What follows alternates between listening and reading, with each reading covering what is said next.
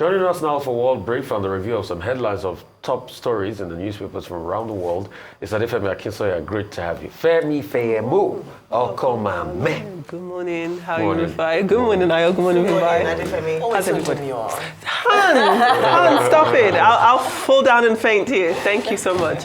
Let me tell you about what is happening around the world. Yeah. Now, in their first meeting since the US President Donald Trump announced he would take control of the Gaza Strip, King Abdullah of Jordan met Trump at the White House. Now, when King Abdullah arrived, he was welcomed by Trump, who mouthed to press that his Jordanian counterpart was, quote, a great guy. Now, Jordan has long been an ally of the United States. Now, no surprises, the top topic of conversation was, of course, Gaza. Now, Jordan, Egypt, and a consortium of Arab nations had sharply denied the prospect of Palestinian refugees being removed from Gaza into their countries, as Trump had previously announced. But as the two leaders sat down for questions in front of the press, King Abdullah gave a far softer response on the matter. Let's take a listen to what he had to say.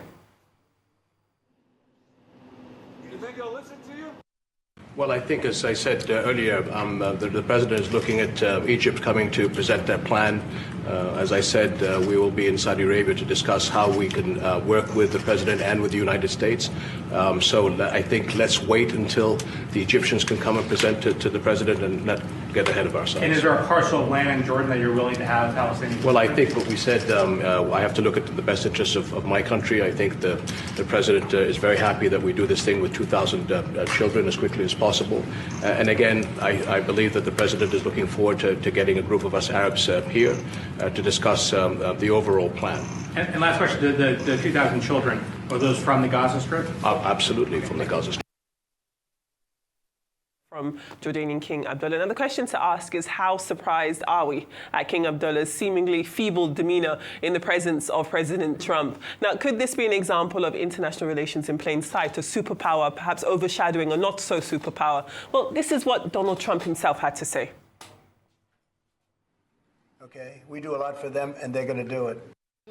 And they're going to do it. You heard Donald Trump say those words, exactly that. They're going to do it. We do a lot for them and they are going to do it. Now, what did he mean by we do a lot for them? Well, let's take a look at this graphic here.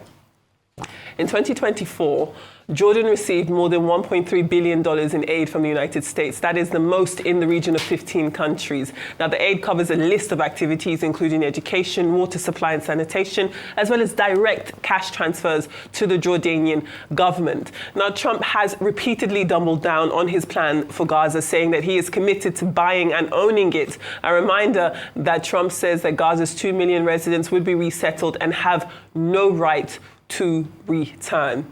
Meanwhile, anxiety continues mounting as Israeli Prime Minister Benjamin Netanyahu says the Gaza ceasefire will end if Hamas does not release Israeli hostages on Saturday. Now, Hamas had said earlier this week that it would not release 3 Israelis as planned this weekend because of alleged Israeli violations of the ceasefire.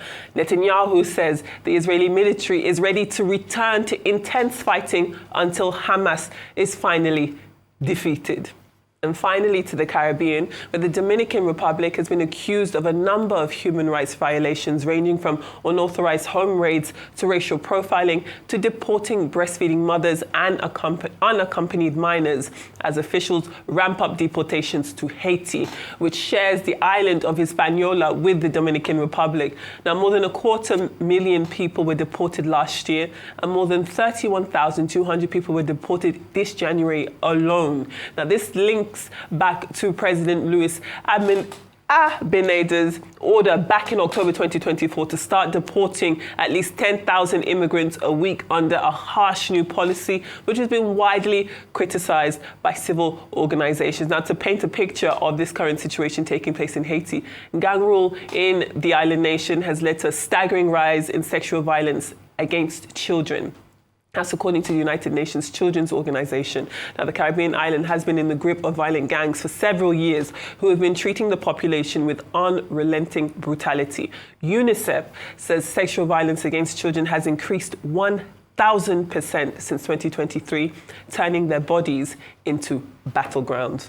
So very, very harsh news coming out of the United States, the Middle East, and of course, definitely in the Caribbean there.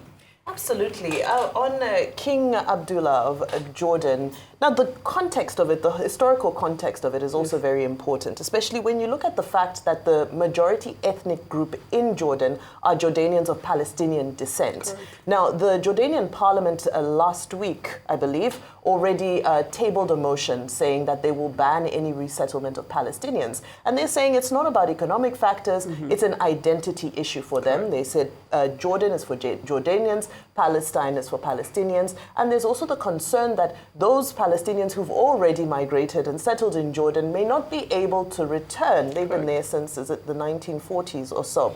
So there's a lot of dynamics at play. Then you have these two gentlemen seated in this room. You know, when Donald Trump became president, a lot of people said that it was the end of the American century and the end of American hegemony. So a lot of, for me, I feel Donald Trump plays more to the gallery because he's trying to reassert that America is this great superpower. Because in his opinion, under Joe Biden, everybody started to think, his opinion and the opinion of people, they started to think that America was weak because of, you know, how Joe Biden conducted his affairs. Debatable.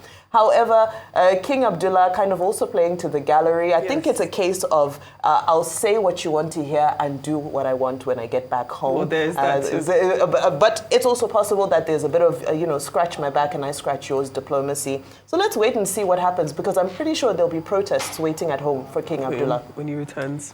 Yeah, well, King Abdullah, yes, even though he had come out afterwards, in front of Trump, he seemed quite subdued. Yes. When he came out and spoke to the press, he reiterated the Middle Eastern, well, at least Jordan and Egypt's stance that they were not going to accept Palestinians, with Trump's plan. But he did go on later on to social media to say that, I'm sure they're going to work something out together. And in fact, in his words, he was quite complimentary of Trump. So I believe that in terms of self-preservation and what's in the best interest of his country, bearing in mind the level of aid that the United States gives to Jordan, he's treading really carefully. And I believe, and I do think that Trump's stance might cause more division in the Middle East, because there'll be different sides of the divide, Correct. with everyone looking and evaluating what it is that they currently get from the United States of America.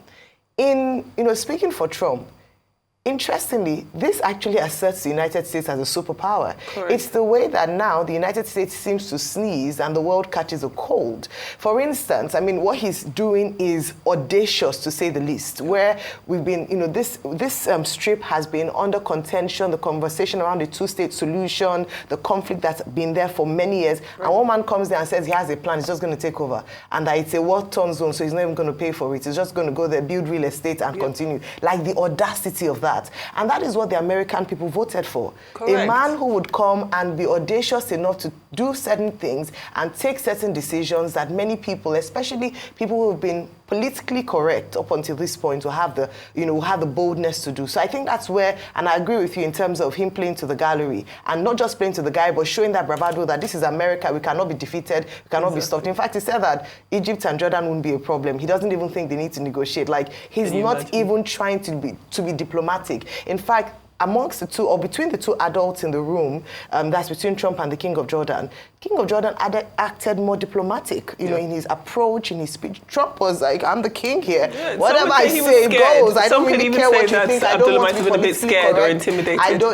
Intimidation. Yeah. But also, going back, and I'll end here, the talk around weakness, strengths, Trump coming out to show strength. What is the definition of weakness? Is the definition of weakness the fact that you're able to listen to people and be someone who is tolerable, or at least tolerant of people, and bring people together in a way that a leader does? Because I think that is the misdefinition of what weakness demonstrates. And in trying not to be weak, Trump is doing the exact opposite, and I don't know how this will all go well for America, the American people, and politics, worldwide.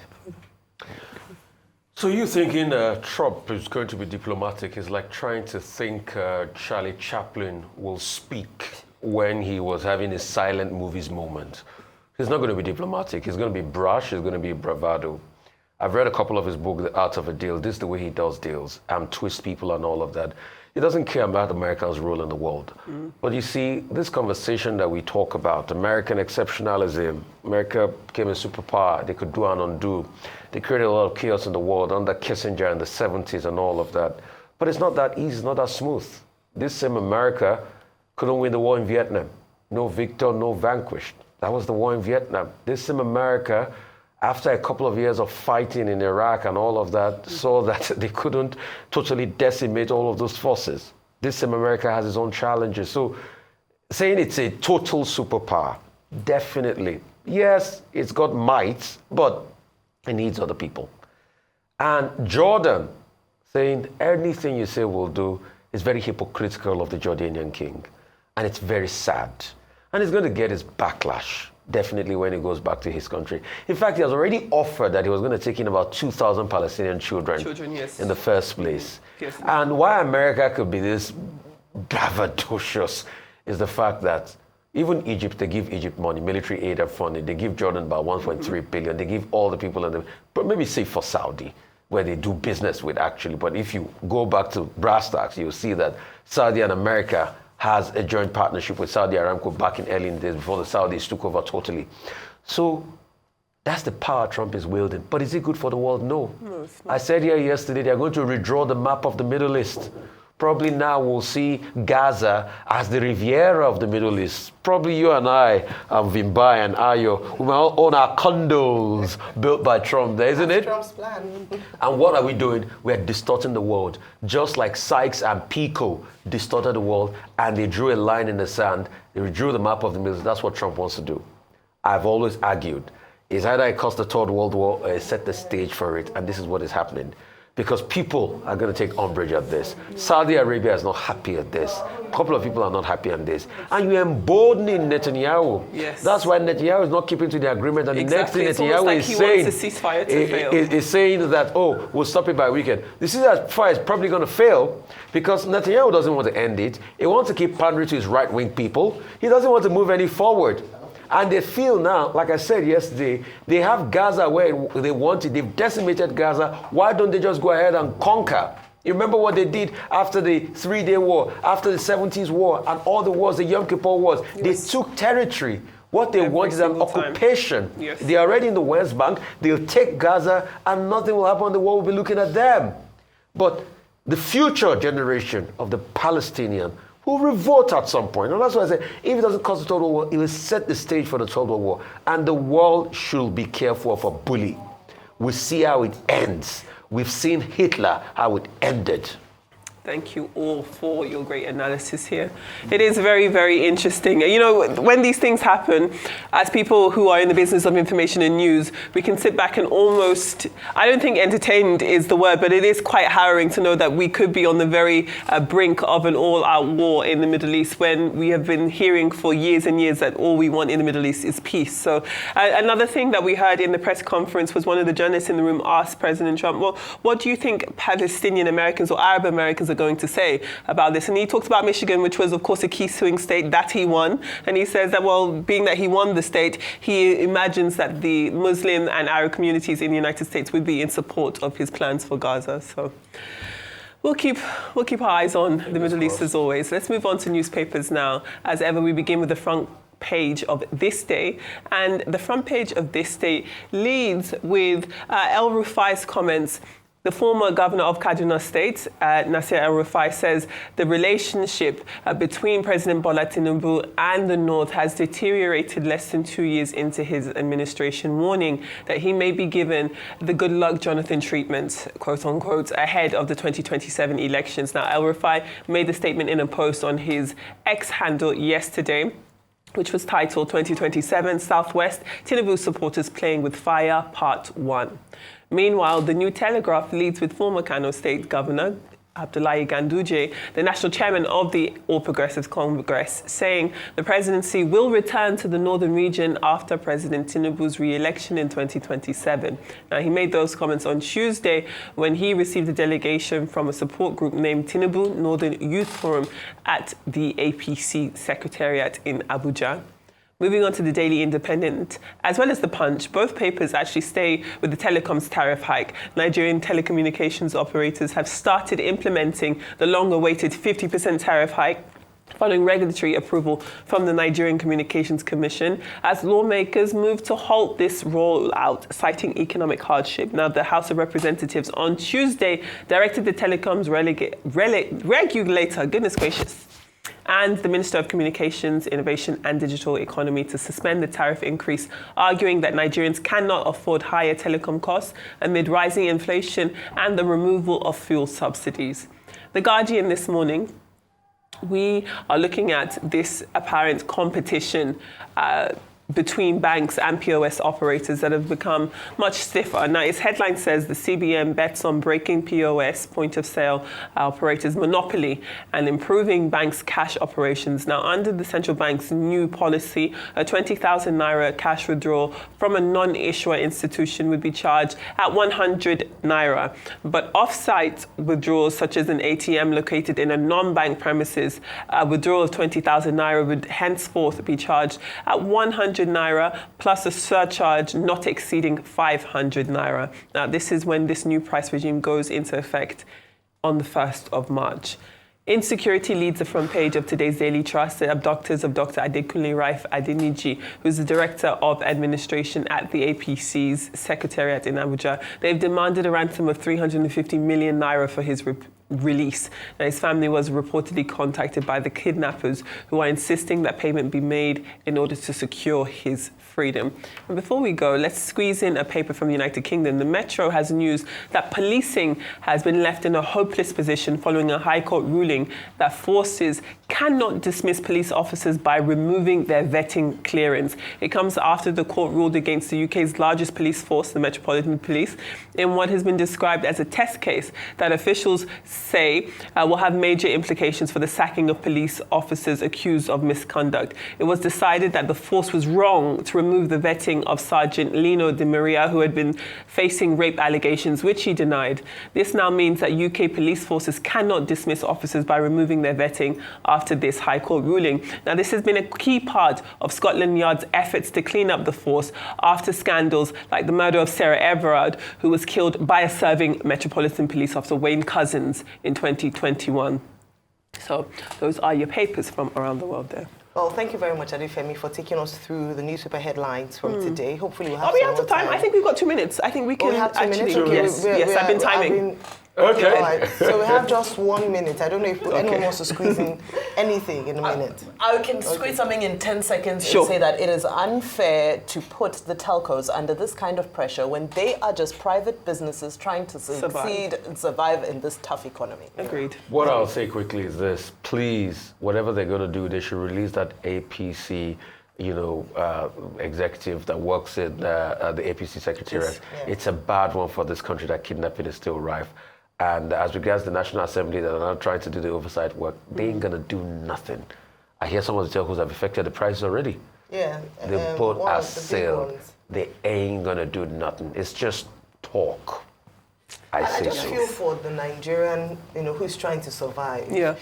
Front page, a number of front pages have the telco increase, others have the bank charges have Yes. also been increased. Like, are we able to catch a break at all? Yesterday I talked about Nikepo Braithwaite's article about the fact that we're just being taxed and rates and tariffs.